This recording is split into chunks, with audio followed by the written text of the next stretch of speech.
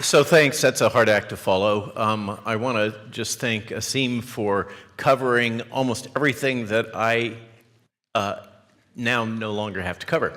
And what Asim has kind of told you a lot about is what has been done to you. And what I want to talk about is some sensitive stuff, some strong language. And I understand that here in Sweden, these words are might seem very strong to some, but this is the name of this technology. I did not invent this name. This is the technology that's been deployed on you over the last 3 years, and all of us. And at the start, I also want to give a shout out for your nation and for your public health leadership. Really, to the rest of the world, what happened here was unique.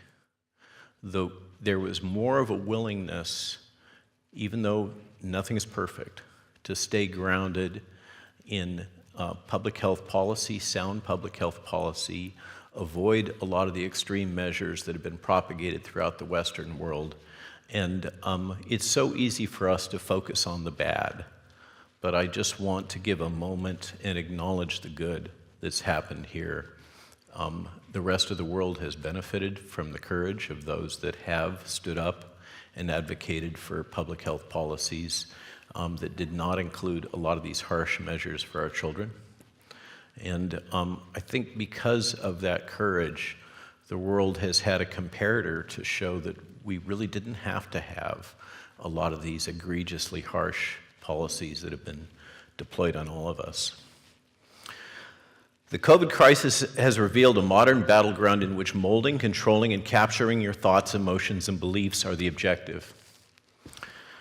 I'm going to speak about fifth-generation warfare. As I said, this is not a term that I invented. Fifth-generation warfare is the new battleground, and it has been deployed by military, largely, and intelligence communities on the entire Western world in an amazingly harmonized fashion during the COVID crisis.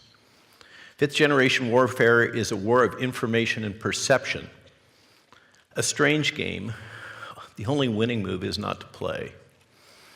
The basic idea is that in the modern era, wars are not fought by armies or guerrillas, but in the minds of common citizens. Your mind is the new battleground. This is not hyperbole. This is standard military strategy. And unfortunately, the United States has led in the West in our response. The European Union has largely followed American leadership, quote unquote.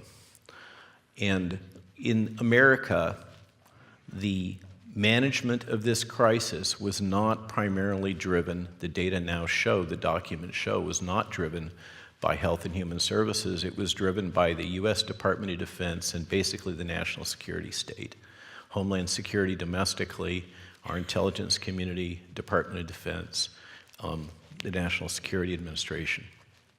That's how it came into the White House, and that's how it got delegated and managed.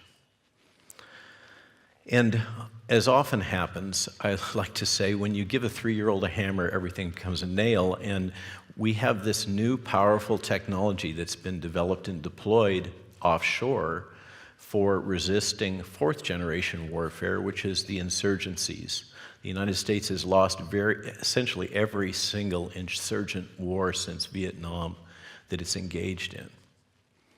And it has now tried to transform that battlefield metaphor into what we now call fifth-generation warfare. And as they've developed those tools for offshore in information management and PSYOPs, for whatever reason, they determined that it was appropriate to deploy it on their own citizens in the context of what they determined was a national health emergency, which they responded to as if it was a national security emergency. So my goal here is to help you to understand this new environment, the technology that was deployed, and eventually to get to the point that I want to make, which is that Those of us that are awake, and I hope that this lecture will help awaken you even more, those of us that are awake can become empowered by understanding this technology and employing it for our side, for the sake of truth, honesty, for spreading the type of information that Asim just shared with you. We're in a new information ecosystem. It's a new technology space, and for protest movements, the methods that were employed during the 20th century, centralized leadership, protest movements, is now completely obsolete. We have to come, if we're going to win this, and I'm sure most of this audience appreciates that the COVID crisis is just a skirmish. The battle is much, much larger than what we're just talking about here. And if we're going to win this battle, we have to understand the battleground. We have to understand their playing field. We have to understand their technology, their strategies, their tactics. We need to assimilate them, and we need to respond to them not by assimilating their ethics, but by deploying technology that's appropriate for this new battle space. Okay, that's where I'm coming from. Precursors to fifth-generation warfare. The first accidental fifth-generation conflict was Arab Spring. Many people may not appreciate that Arab Spring was employed by the US government to deploy some of their new technologies for manipulating thought, behavior, and action. Those key technologies we call social media. Twitter was intentionally deployed during Arab Spring. Twitter is a weapon. It is not a business. Facebook is used as a weapon. It has intrinsic capabilities. When you think to yourself, I've been shadow banned, okay? That language is kind of irrelevant. You're personalizing it.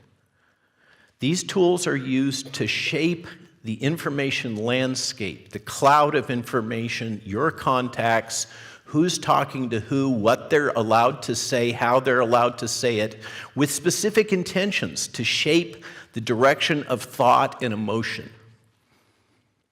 There are tools embedded within that in the analytics that extract emotional content out of every single thing you tweet and derive from that understandings of what your personal emotional landscape is, and allows that to be manipulated by what you are then exposed to, what your eyes see. Okay? These are weapons. Understand that.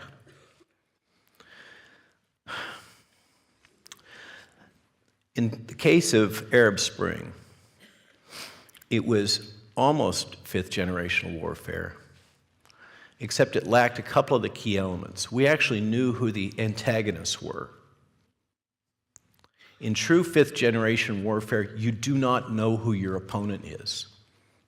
Example, who is responsible who's the puppet master behind the COVID crisis as we've experienced it? Who is it? Anybody here know? Was it Klaus? No. There's something above Klaus. Was it Biden? Was it Tony Fauci? These are all surrogates, okay? You don't really know who is managing the message that has been propagated on you. That's fifth-generation warfare. Over the last 3 years, Western governments, non-governmental organizations, transnational organizations, pharmaceutical industry corporations, media and financial corporations have cooperated via public-private partnerships, which I assert is a euphemism for fascism, to deploy the most massive, globally harmonized psychological and propaganda operation in the history of the world. Okay? Over the last 3 years, you have been subjected to the most massive, harmonized, globally coordinated propaganda campaign in the history of the Western world, full stop.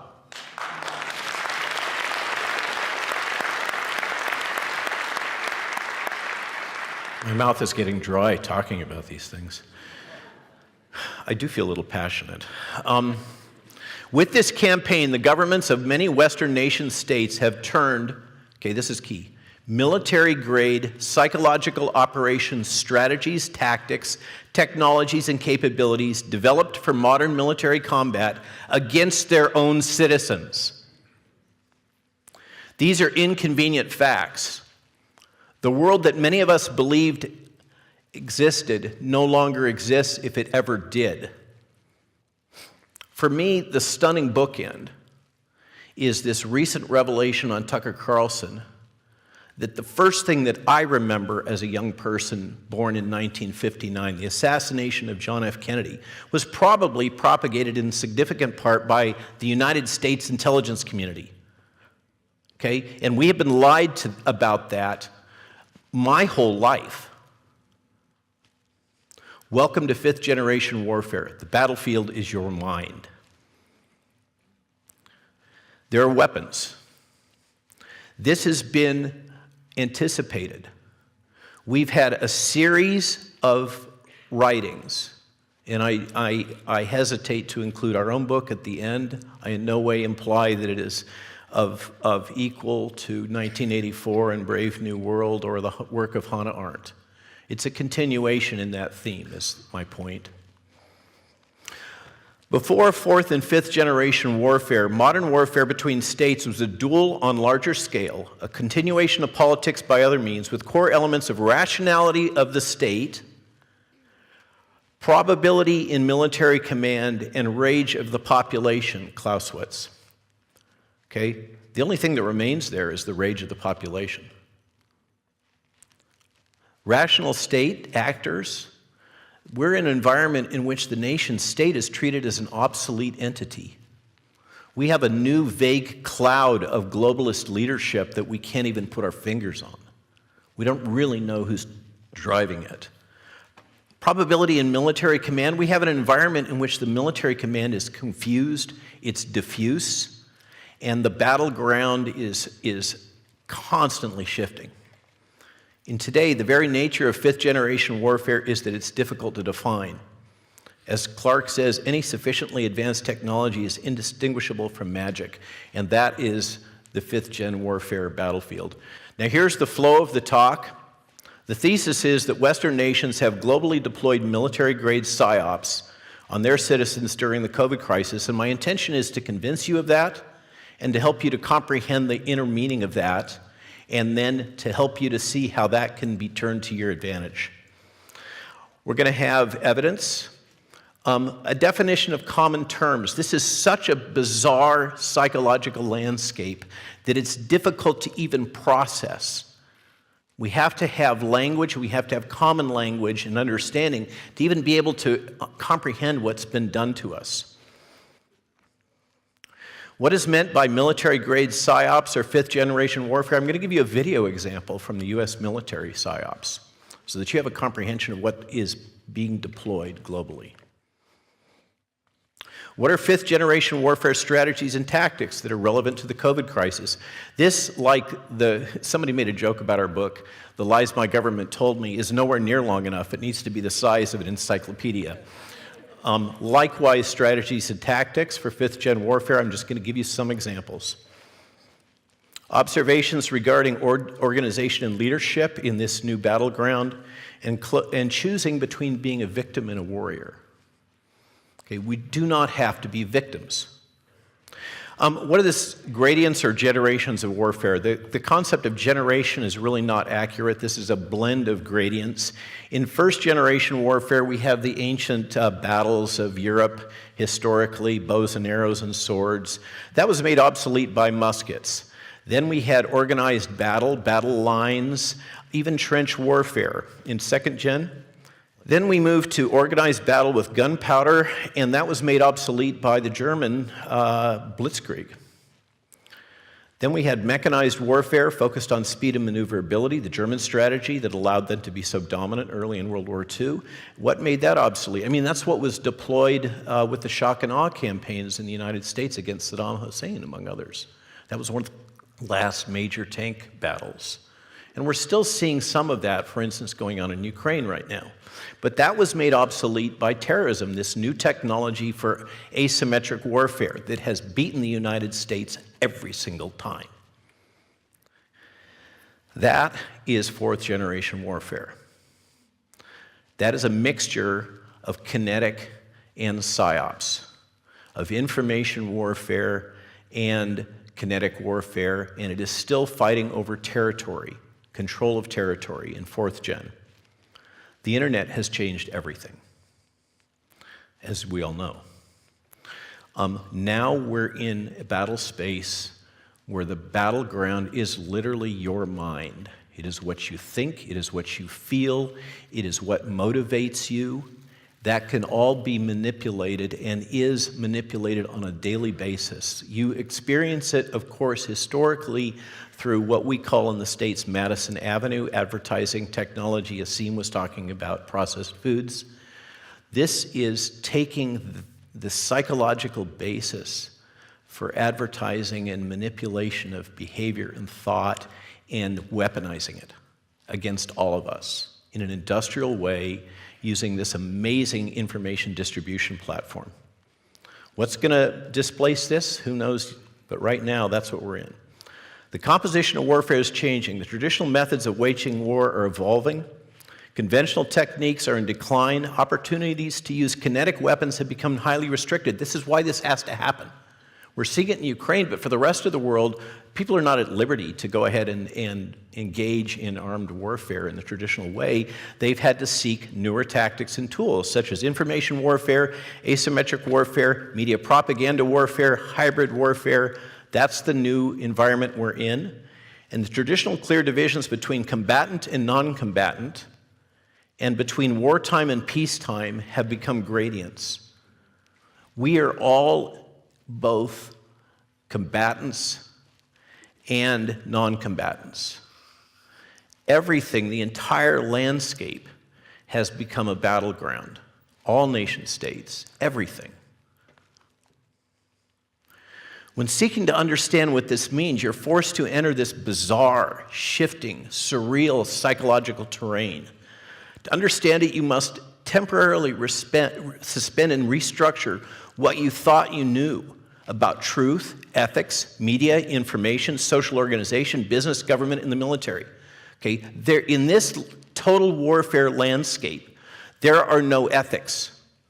When Asim talks about what we've been subjected to, all of us have been subjected to, Ryan Cole has been subjected to. Okay, there are no ethics. There are no ethical boundaries to what they will do. It is all about the utilitarian means justify the ends. Okay? And you have to, for many of us, it's shocking. You cannot conceive of a world in which there are no ethical boundaries. You can't conceive of warfare in which there's no guardrails. There's no consensus about the rules of engagement. But that's what we're in right now. You have to completely park any idea of justice, right and wrong. All that is obsolete in this battlefield environment. As you step into this hellscape, set aside obsolete notions of fairness and rules. This is total unrestricted information warfare, and you've been subjected to it for the last 3 years. 20th century organizational norms and social activism methods based on centralized leadership have become outdated and obsolete. Get rid of them. That's how we lose. We are in a war of information and perception, which targets your cognitive biases, the cognitive biases of individuals and organizations. That is the target. To transform those cognitive biases in ways that are in the interests of the opponent, who, in ideal fifth-generation warfare, you never even know who they are. To create new cognitive biases and propagate it out into the population without their being aware that it's being done to them. This is completely different from classical warfare. It focuses on the individual observer and decision makers. It's difficult or impossible to attribute. It is truly leaderless and decentralized, which makes it incredibly powerful because no one can be taken out. The nature of the attack is completely concealed. You never see it coming. What are the characteristics? Ambiguity of the opposing force. I've said this. Ambiguity of the attack vector. You don't know what's being done to you and how it's being done. Dopamine loops. These are the hits that you get on social media. Click, click, click. Oh, they like that. Oh, they didn't like that. Oh, look how popular I am. Dopamine loops. Triggering existing cognitive biases in the targets by choosing words that trigger you in a positive and negative way is how you are manipulated and influenced, how your thinking is shaped.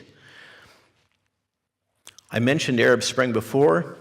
This was solidified. It was the power of this technology and this approach was clearly demonstrated during the 2016 US election.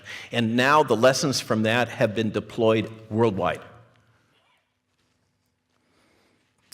The 2021 Israeli-Palestinian conflict was the first example of 5GW in kinetic battle. Don't get the idea that information, fifth-generation warfare exists in isolation. It is a continuum, it's a spectrum. You can still have kinetic activities.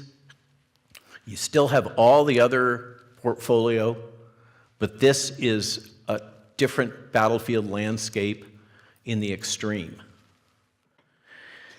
An example of pure fifth-generation warfare is Havana syndrome. Do you remember the people in the embassy in the United States suddenly had these psychological effects, these headaches? Nobody knew where they came from. Nobody knew how it was happening. The State Department denies that it even happens. Nobody knows who did it. This is an example of a perfect fifth-generation warfare weapon. Now I'm going to talk just a moment about sovereignty and what this means. What is sovereignty?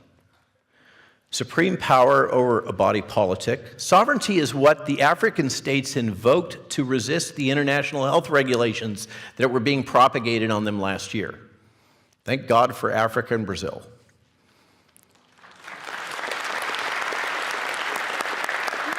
Sovereignty is freedom from existing control, from external control, freedom from controlling influence. Okay, now let's think about sovereignty. You know, we talk about sovereign, autonomous nation states. Those are treated as obsolete now. The World Economic Forum does not recognize that as the future of human organization. They want a globalist, unelected, centralized command economy, fourth industrial revolution, transhumanism world. And we've all seen that movie. If the unlimited warfare battleground is for control of your mind, thoughts, and emotions, and all rules of engagement or ethical boundaries are obsolete, then what does sovereignty even mean? What is world health when public health policy and pharmaceutical interventions are transformed into just another fifth-generation warfare weapon? I'm blowing it with my timing. Here's the evidence. Militaries all over the Western world have been deployed against us. They're the ones that have been managing all this propaganda we've been subjected to. What does this look like?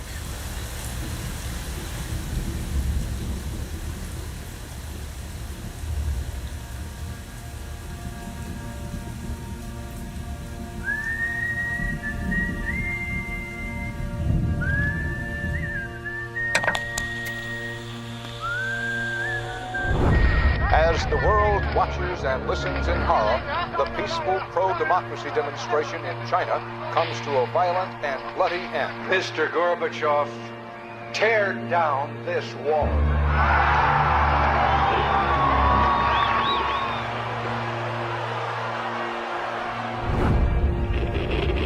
Wolves hiding nearby, whispering do or die around me.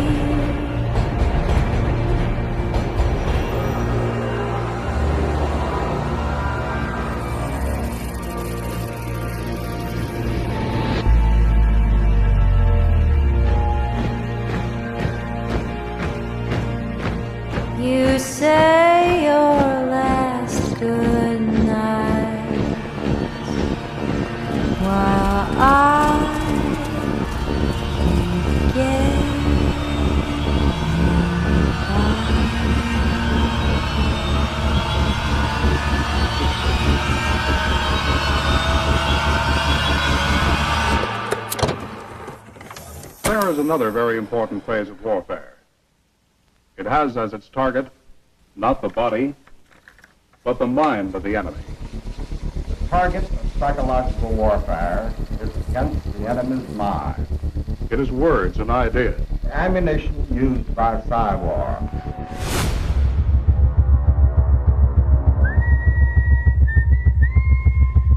Its mission is to influence the thoughts of the enemy soldier, and at the same time is expected and encouraged to study foreign languages and the social sciences such as history, economics, and sociology.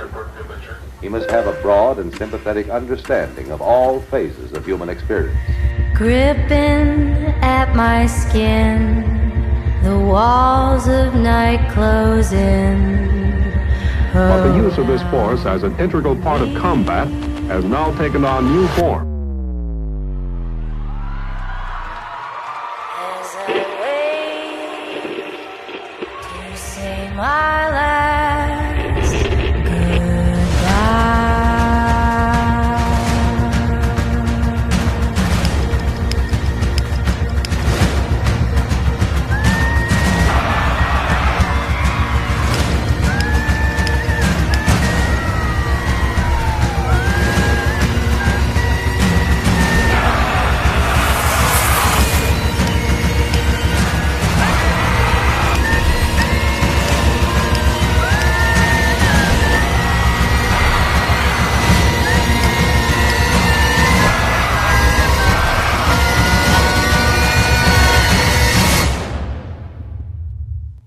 Do not be naive. Do you understand? That is what we're dealing with. Okay? That is what is being deployed globally. There's some core terms. You have to understand what an OODA loop is. How many of you saw the new Tom Hanks movie with the jets, where they're talking about you have to feel emotionally and act immediately? That's OODA loop strategy. Okay, learn what this term means, deploy it in social media.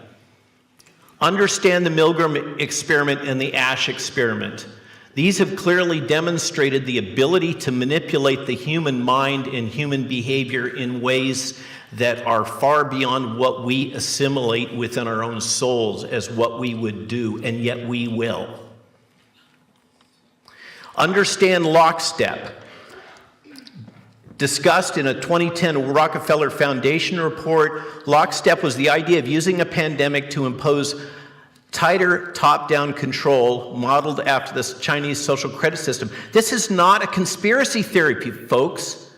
This has been planned, discussed, and deployed. Understand what the Five Eyes Alliance are. This is fascinating. When you think about the landscape right now, and think about what has been the most egregious deployment of totalitarian measures in response to the corona crisis, what are the nations that come to mind? Australia, Canada, New Zealand. I argue that all three of those are now captured client states of the World Economic Forum. They are no longer functioning as autonomous national entities. The United Kingdom and the United States. What ties them together? The Five Eyes Alliance. This security consortium, okay? They share data among each other, and when they are prohibited from acting against their own citizens, they have reciprocal arrangements so that, for instance, MI5 acts against the United States citizens, CIA, NSA, and other US agencies act against UK citizens. This is this reciprocal Five Eyes Alliance. It is the most powerful intelligence organization in the world, and it's largely dominating global politics through exactly the type of strategies and tactics you just saw with that film. Okay, these people are trained to manipulate your mind. Now I'm going to skip this one. This is a clip that just shows how actively my Wikipedia page was manipulated. But what's fascinating about that is if you track back and look at who did the manipulation, it's a sock puppet. And the sock puppet appears to be closely allied with MI5. Okay? The same sock puppet manipulated Pierre Corey's virtually every page having to do with the use of ivermectin on Wikipedia. Same people did it, same organization.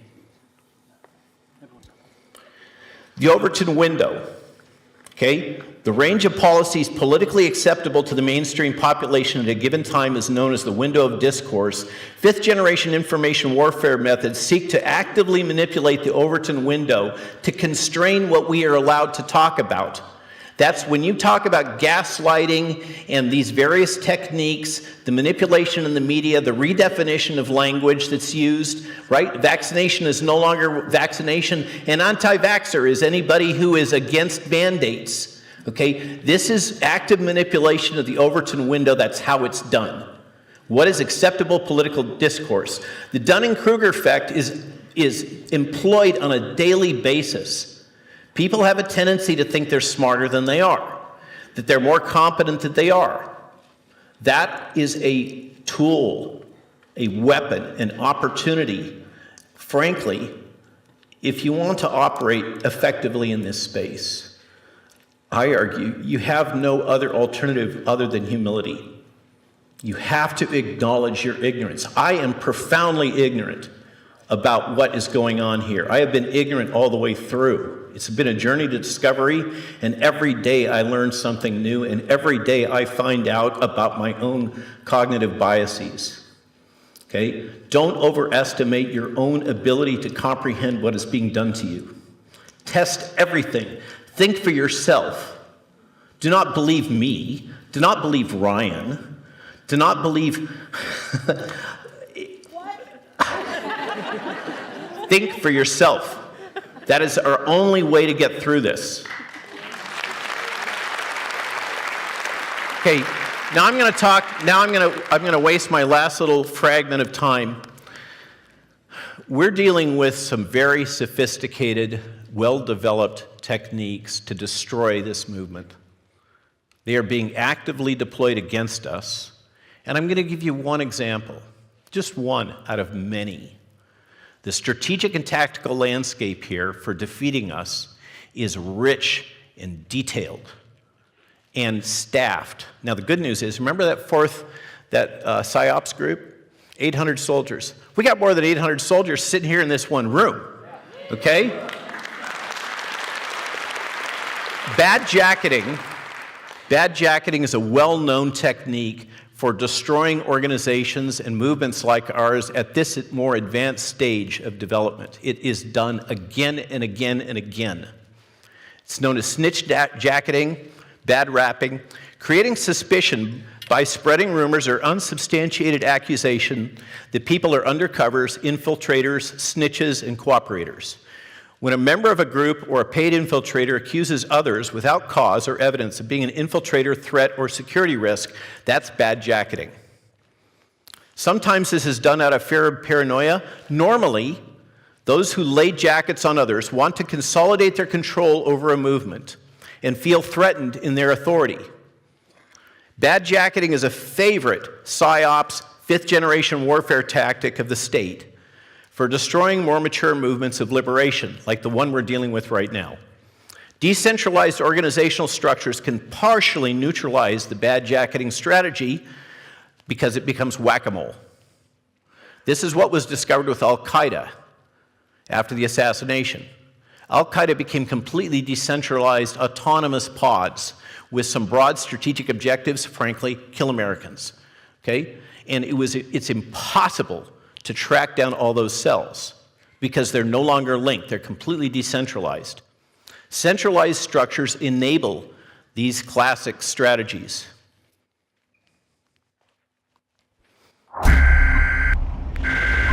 I've been a human rights activist for almost 20 years. As a documentary filmmaker, I've been on the front lines of many of our nation's biggest scandals and protests. From that perspective, I've been an eyewitness to the rise and fall of numerous people-powered movements. Nearly every organized resistance I've been a part of has ended just inches from victory for the same critical mistake: infighting, when members of the same group turn against each other. It often begins with whispers about the most prominent spokespeople of the cause. These rumors typically sound like, "I hear John is controlled opposition," or "Some people are saying Jane is compromised." While the use of infiltrators and agitators is a very real thing, I've yet to experience one scenario where such a label was accurately applied. And suspiciously, these labels are always branded on the people who are making the most progress. With the degradation of their reputation goes their contribution to your life. Prior to social media, people actually sat down to dialogue through their differences. Today, without solid evidence or sufficient inquiry, we go directly to our keyboards to vent our suspicions. Even after the rumor is proven false or simply fades away, some level of doubt and division always remains. This is all by design. Part of what allowed so many people to walk away from Assange was some of the Me Too allegations that had surfaced and that were ultimately discredited, stuck in people's minds. The voices of propaganda are masterful at this game. They knowingly run a false story, then retract it, knowing the lie will reach millions, but very few will see the correction. Amy Coney Barrett's religious faith is being called into question again. She belongs to this People of Praise group, which the Southern Poverty Law Center has labeled them a hate group. When I stated that People of Praise had been deemed a hate group, I just got them mixed up with another group. I conflated them. Ah, okay. That happens, you know, it's easy to do. In the words of former CIA Director William Casey, we'll know that our disinformation program is complete when everything the American public believes is false. The planting of divisive rumors is one of the most common tactics used in psychological warfare. As the lies bloom, like worker bees, well-intended citizens pollinate the masses with poisonous disinformation. What the gossiping bees fail to realize is that they themselves are doing the work of controlled opposition. They are literally, unwittingly, working on behalf of the very forces they believe they are resisting. Again, all of this is by design. While we've all been distracted by the latest trends and tragedies, everything that has influence on our behavior has been infiltrated by an agenda to control our thoughts. Whether their goal is to make us purchase a product, vote for a political party, or submit to experimental inoculations, there are forces at work who understand the functionalities of your mind far better than you do. Their goal is total control. But because they are the few and we are the many, they can only achieve total control through the age-old tactic of divide and conquer. You're either with them or with us. Never before have we been so divided. Divided by politics, religion, nation, state, race, class, gender, and now, vaccine status. To better understand how we got here, consider these three quotes from The Art of War by Sun Tzu. The supreme art of war is to subdue the enemy without fighting. Victorious warriors win first and then go to war. The secret lies in confusing the enemy so that he cannot fathom our real intent. Though Sun Tzu lived over 2,500 years ago, his work remains at the heart of our CIA as well as the Chinese Communist Party's strategy today. It's no coincidence that around the same era as Sun Tzu, the words "united we stand, divided we fall" were first recorded. It is unity that will save our communities.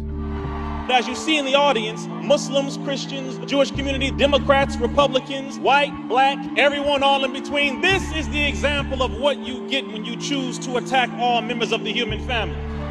Our greatest power is our numbers, hence the relentless effort to shatter us into broken fragments. As their agendas are being exposed, the dividers will stop at nothing to cover their crimes against humanity.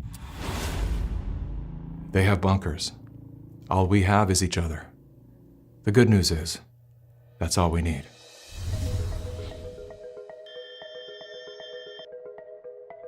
Though we are intrinsically interconnected, our minds are being wired to obsess on our differences.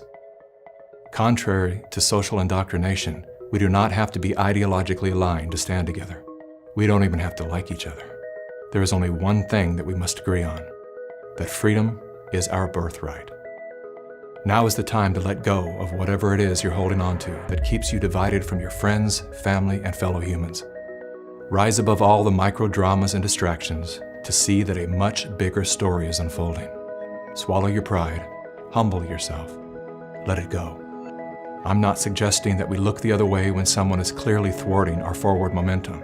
There are people who deserve to be called out by name, especially those who are undermining our trust in each other. But even then, we should remember that there is a human life being affected by our words. We've been so conditioned to believe we are powerless that we've become careless with our power, like toddlers with loaded guns. How many times do we need to shoot our own foot till we realize that the power is in our hands? The only thing that can stop us at this point is us.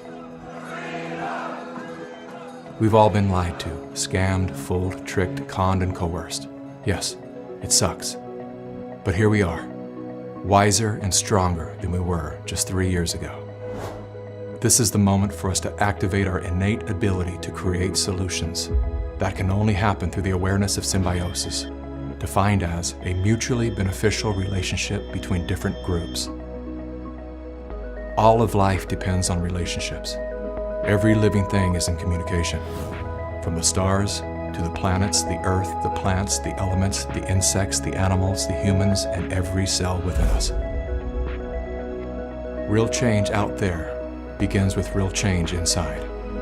The question is, how bad does it have to get before we're willing to change?